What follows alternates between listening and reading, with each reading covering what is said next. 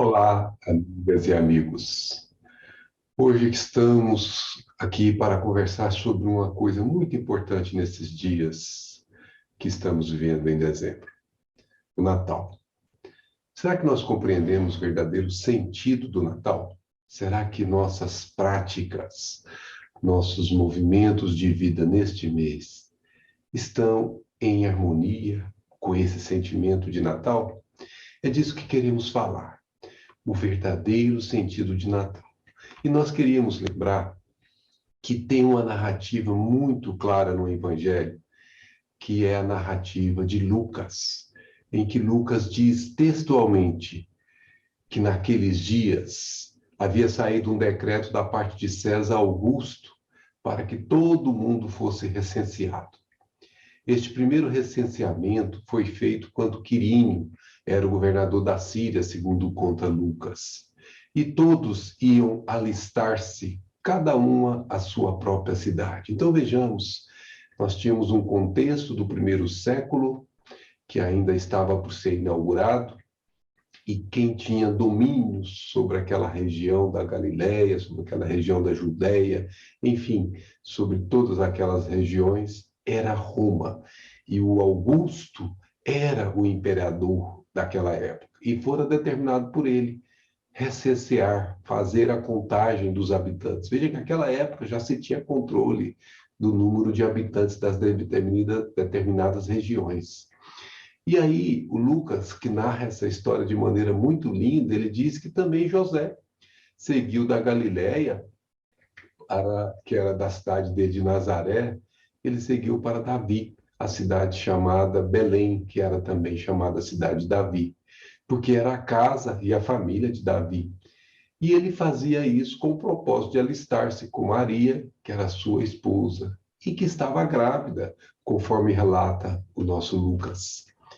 Enquanto estavam ali, diz Lucas, que chegou o tempo em que Maria tinha que dar à luz, e ela deu à luz ao seu primogênito, ao seu primeiro filho, ao filho mais velho.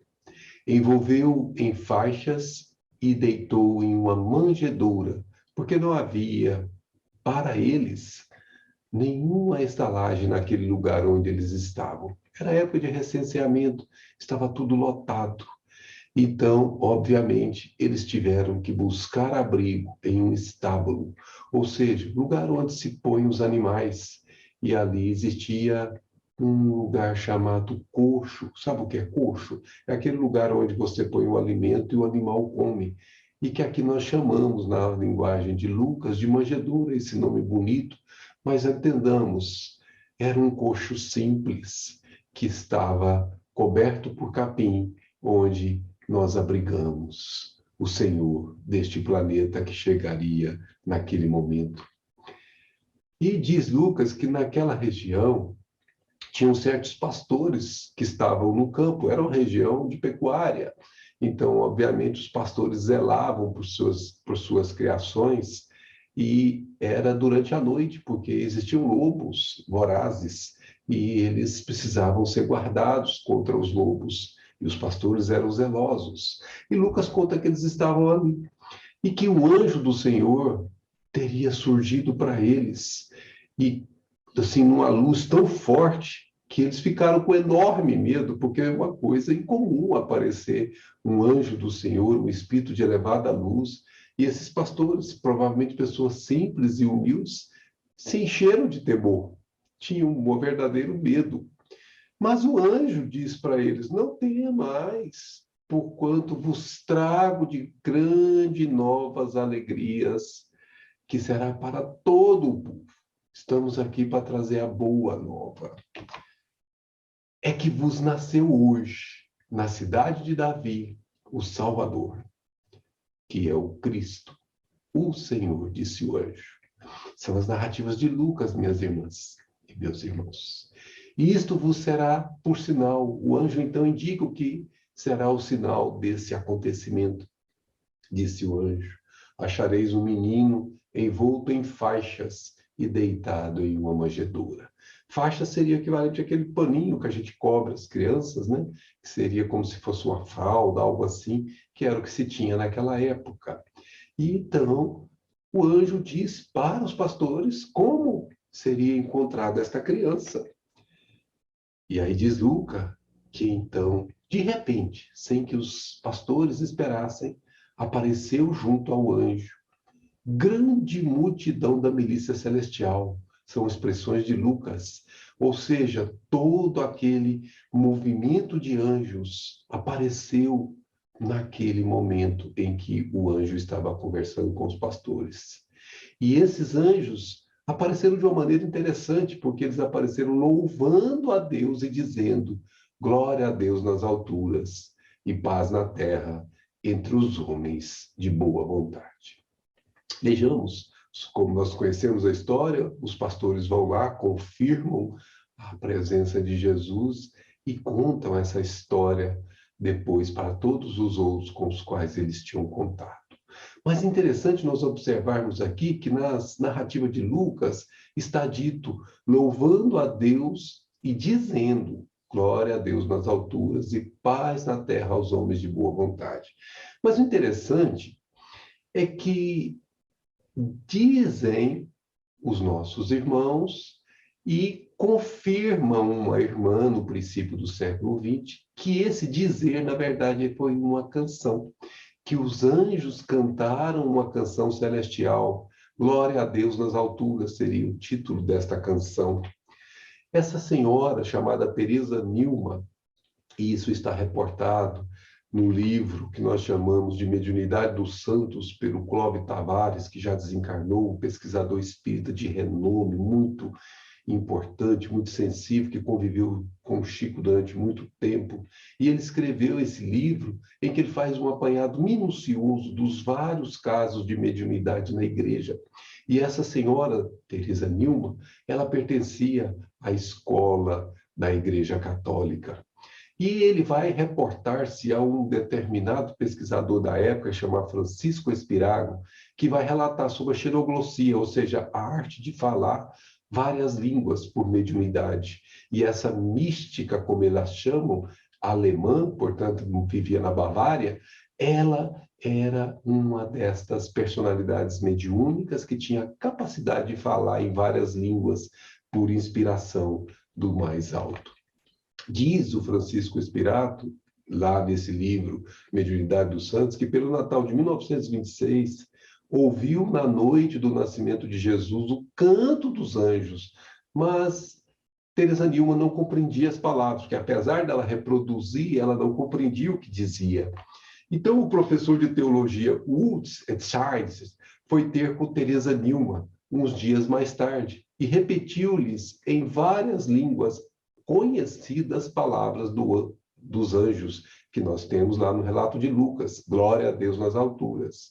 E ela sempre respondia a esse estudioso das línguas, Woods, que não foi assim que eu ouvi. Mas quando esse pesquisador que conversava com Teresa Nilma pronunciou as palavras em língua aramaica, a Teresa se surpreendeu. Sim, foi assim mesmo que cantaram.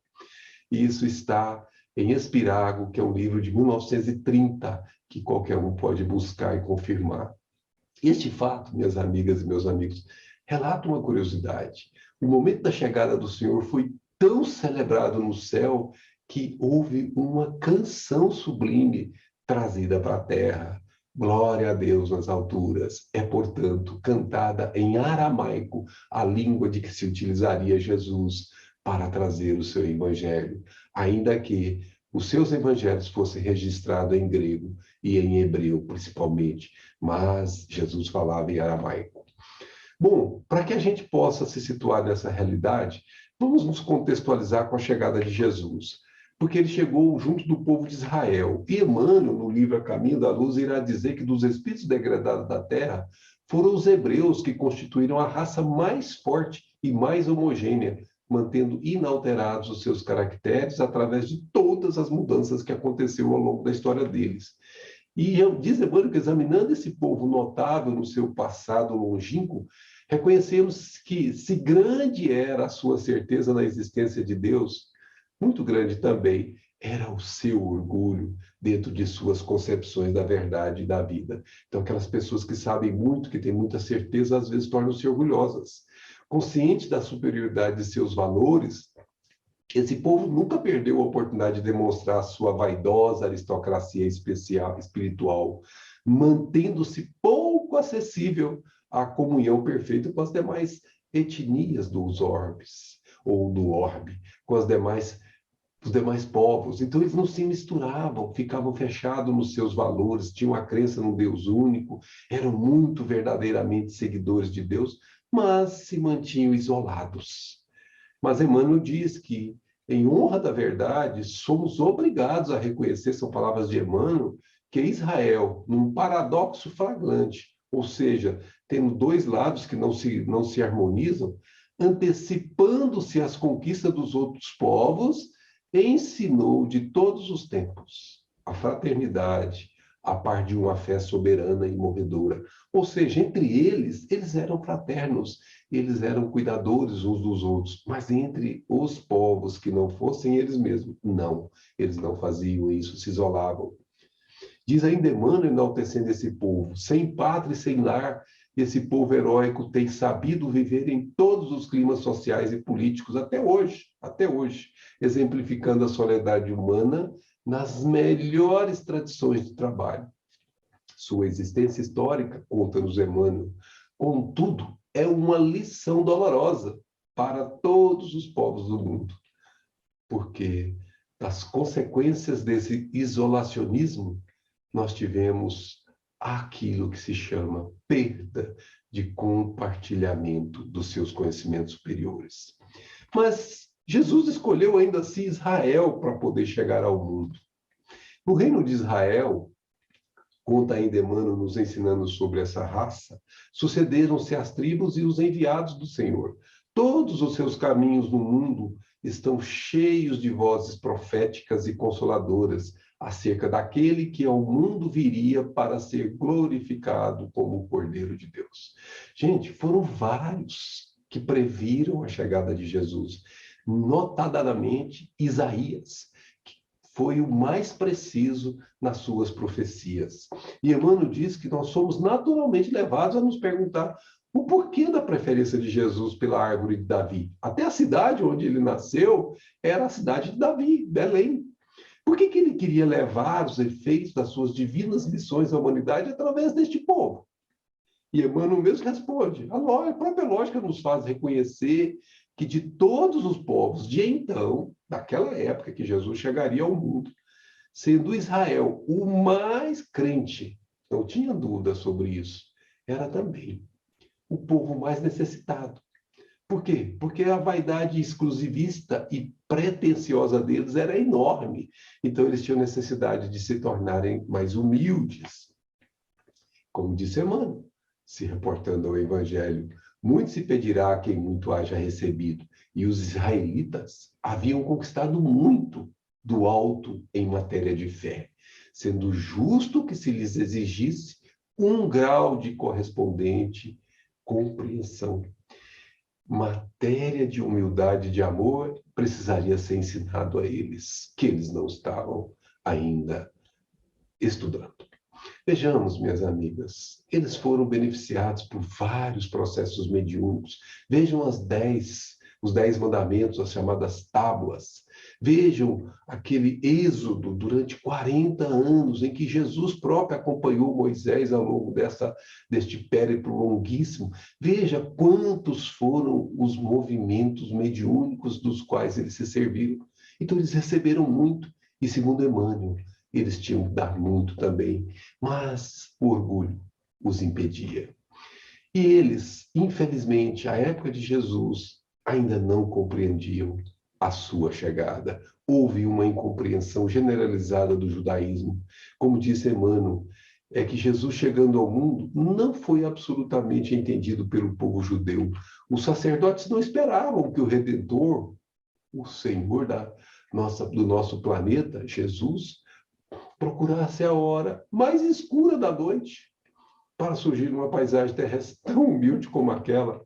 Segundo a concepção deles, os israelitas da época, o Senhor deveria chegar num carro magnificente de suas glórias divinas. É como eles imaginavam a chegada desse rei, trazido do céu à terra pelas legiões de seus tronos e anjos. Esse deveria humilhar todos os reis do mundo, era assim que eles enxergavam, conferindo a Israel o cetro supremo da direção de todos os povos do planeta. Deveria operar todos os prodígios, ofuscando a glória dos Césares. Minhas amigas, meus amigos, os israelitas, povo que Jesus escolheu para estar entre eles, esperavam um rei. Por isso que, quando Jesus é indagado, é inquirido pelo nosso intendente de Roma para ser crucificado, tu és rei? Porque para o povo, esse deveria ser o rei do mundo, no sentido material para o povo de Israel. Eles não compreendiam que era muito mais profundo. Eles não compreendiam que mais tarde Jesus ensinaria outra lição, porque ele surgiu entre os animais humildes, ele surgiu dentro de uma manjedoura e não em carros pórticos. Apresentava-se como filho de um carpinteiro e no cumprimento de sua gloriosa missão de amor, nos ensina Emmanuel, e de humildade. Jesus protegia as prostitutas. Jesus se confundia com os pobres e com os humilhados. Jesus visitava as casas suspeitas para de lá arrancar seus auxiliares e seguidores. Seus companheiros prediletos eram os pescadores ignorantes, analfabetos, como a maioria era, e humildes, dos quais Jesus fazia apóstolos do bem, apóstolos bem-amados. Abandonando os templos da lei, era frequentemente Jesus encontrado ao longo do Tiberíades, aquele grande mar de água doce, em cujas margens pregavam aos simples a fraternidade e o amor, a sabedoria e humildade, completamente oposto do que os judeus esperavam. O judaísmo, saturado de orgulho, não conseguiu compreender a ação do celeste emissário. Apesar da crença fervorosa e sincera, Israel não sabia que toda a salvação tem de começar no íntimo de cada um e, cumprindo as profecias de seus próprios filhos, conduziu o Senhor aos martírios da cruz, conduziu o divino Cordeiro para ser imolado. Mas, agora que nos situamos, como foi a ambiência que Jesus escolheu para ser recebido? Vamos ver o que aconteceu nas vésperas do Senhor, olhando do ponto de vista espiritual. Diz Emmanuel que o Cristo reuniu as assembleias de seus emissários no mundo espiritual antes de se encarnar. É então que se movimentam as entidades angélicas do sistema nas proximidades da Terra. Adotaram providências de vasta e generosa importância. Então foi feita uma movimentação, um plano muito bem construído antes da chegada de Jesus. E todas as providências foram realizadas. Todas as providências foram conduzidas sob a égide de Jesus. Os instrutores, os precursores imediatos, os auxiliares foram escolhidos. Não pensemos nós que João, o Batista, veio por acaso. Não pensemos nós que aquele cego que ele curou, que Jesus curou, e que os apóstolos perguntaram quem foi que pecou, foi ele, foi seus pais, foi a terceira geração, que esse também não tenha sido escolhido. Não, não foi ele, nem seu pai, nem ninguém que pecou. Ele veio para glorificar o Pai. Então, todos os que estavam neste cenário, que tinham um papel relevante, foram antes preparados no mundo espiritual. A noite que trouxe a luz, porque Jesus chegou numa noite escura e fria.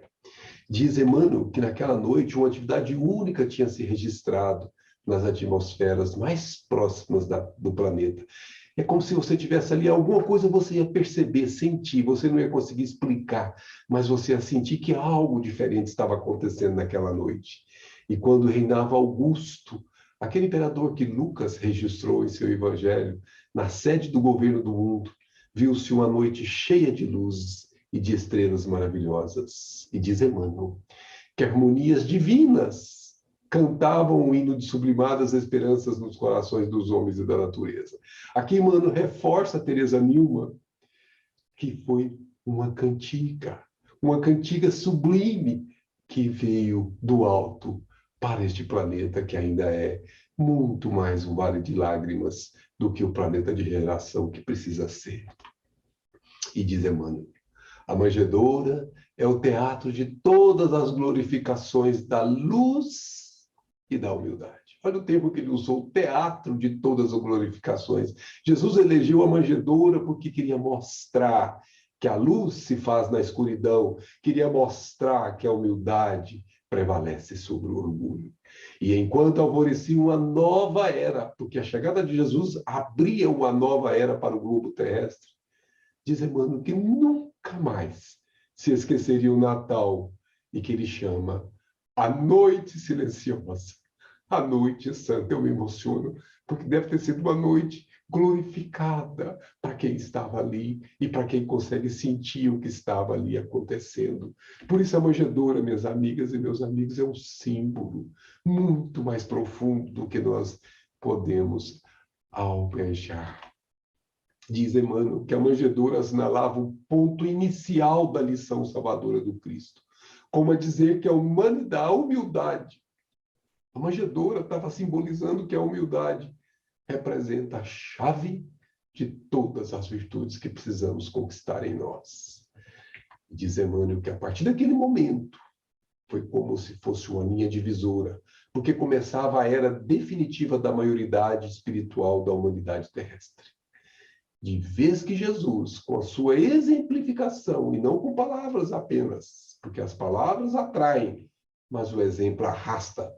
Jesus, fazendo isso, entregaria o código da fraternidade e do amor a todos os corações. Todos nós da Terra fomos beneficiados pelo código. Ou como disse João, no seu capítulo 1, versículo 4, o Verbo se fez carne. E o Verbo habitou entre nós, cheio de graça e verdade, e o mundo não o conheceu. Ou como disse o Batista, arrependei-vos, meus irmãos, porque é chegado o reino dos céus, porque este é o anunciado pelo profeta Isaías. Isso foi anotado por Mateus no capítulo 3. Minhas amigas e meus amigos, o símbolo se perdeu. Porque façamos uma análise íntima, uma análise que nós olhemos o lado que estamos inseridos, o redor de nós. Vamos fazer uma experiência simples. Vamos dar uma ida num shopping. Eu pergunto a você, você encontra em algum lugar desse shopping, em destaque, uma manjedoura, em que ali está Jesus simbolizado com representatividade? Ou você encontra a árvore de Natal e muitos chamativos para o consumo dos bens materiais em nome de um velhinho simpático, que tem a sua razão de ser, nós o respeitamos, mas que não simboliza a humildade, o despreendimento das posses terrenas. Nós temos ensinado os nossos filhos a ter o Natal como um momento de ganhar presentes. Mas será que nós temos ensinado os nossos filhos a ter no Natal o presente maior, que é o sentimento divino dentro de nós? Nós precisamos fazer algumas reflexões, minhas amigas e meus amigos. Precisamos nos perguntar, Cristo nasceu, e muita gente discute se Jesus nasceu realmente em dezembro, se nasceu em março. Há muitas contestações, há algumas provas. Para nós, nesse momento, não tem nenhuma importância. Nós queremos perguntar aqui, Cristo nasceu? Realmente Cristo nasceu? Se nasceu, nasceu onde? E nasceu quando? Mas essa pergunta nós não vamos direcionar aos historiadores. Nós vamos direcionar, como fez Vinícius, aos participantes do Evangelho de Jesus. Então vamos perguntar a Paulo, disse Vinícius, nessa sua fala tão importante que está no livro Em Torno do Mestre. Perguntemos a Paulo, onde e quando Jesus nasceu? E Paulo, aquele apóstolo que antes matava os cristãos, autorizava o assassínio, que teve que conhecer Jesus nos caminhos a Damasco, que teve que ficar cego para voltar a enxergar por dentro e não mais por fora. O que ele diria se perguntássemos a ele onde, quando e como Jesus nasceu? Olha o que Paulo diria.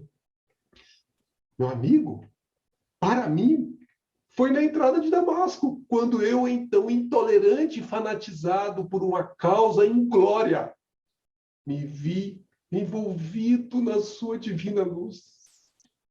Dali por diante, meu amigo, já não sou eu mais quem vive, mas o Cristo é quem vive em mim. Minha amiga que está me ouvindo, meu amigo que está me vendo e me ouvindo. Esse é o sentimento. Será que eu já estou envolvido ao ponto de dizer que já não sou eu mais quem vivo, mas é o Cristo de Deus que vive em mim? Mas não vamos parar aqui no Paulo, vamos indagar a Madalena, a Maria de Magdala, onde e quando Jesus nasceu, e ela nos informará com certeza que Jesus nasceu em Betânia. Nasceu em Betânia certa vez em que sua casa, ela ouviu a voz ungida de pureza e santidade. Despertou nela a sensação de uma vida nova com a qual então ela jamais sonhará. Quando Maria de Magdala, e o nosso querido Humberto de Campos conta isso em Boa Nova, encontrou-se com Jesus na casa de Pedro, ela ouviu aquela voz sonora que nunca mais ela deixou de tocar-se dela.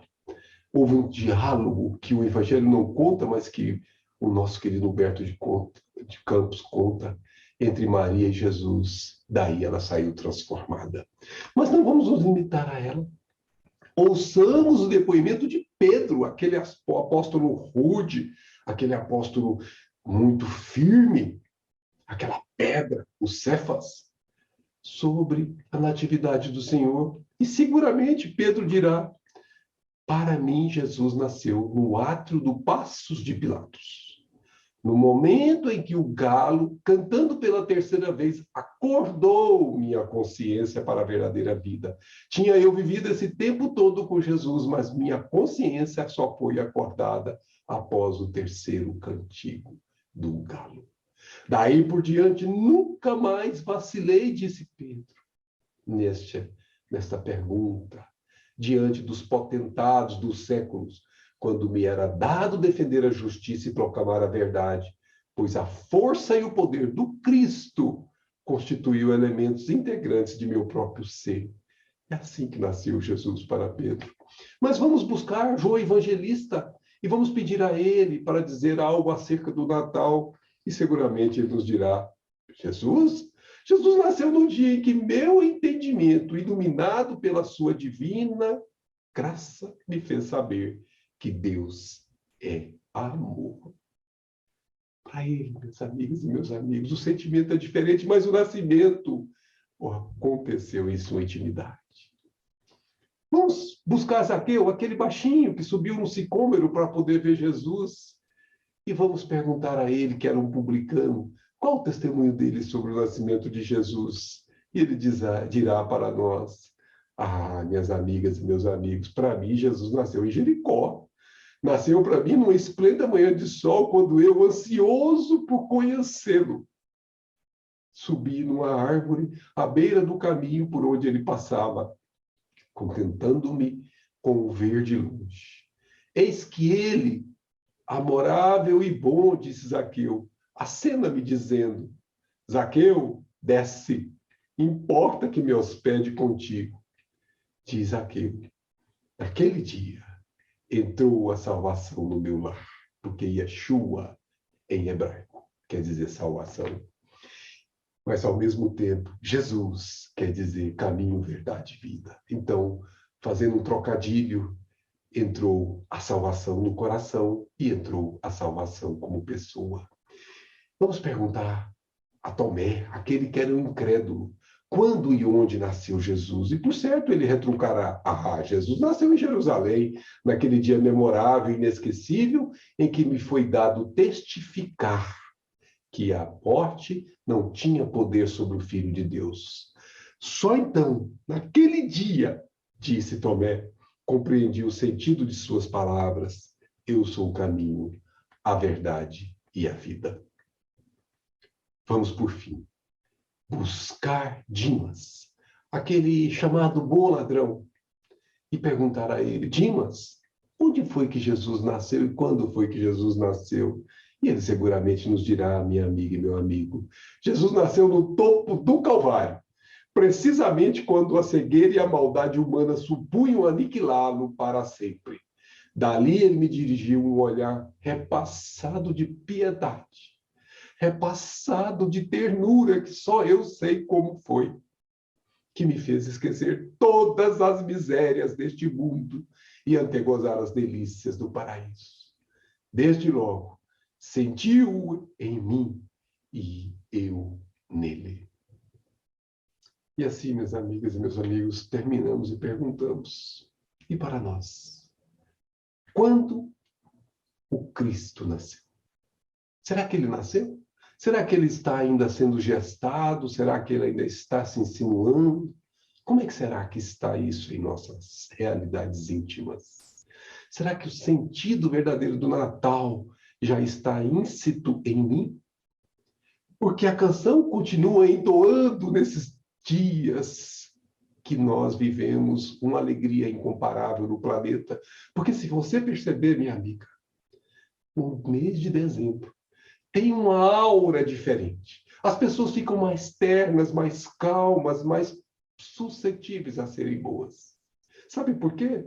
Porque baixa uma psicosfera tão alto e aquela canção cantada em aramaico vai dizendo aos nossos recônditos da alma, sempre conseguimos ter noção de como isso aconteça, sem que consigamos compreender como isso se dá. Vamos sentindo esta canção repercutindo no nosso mais recôndito ser. Glória a Deus nas alturas e paz na terra aos homens de boa vontade. Minhas amigas e meus amigos, muito obrigado por sua atenção, muito obrigado por sua vontade de estar conosco. Muito obrigado.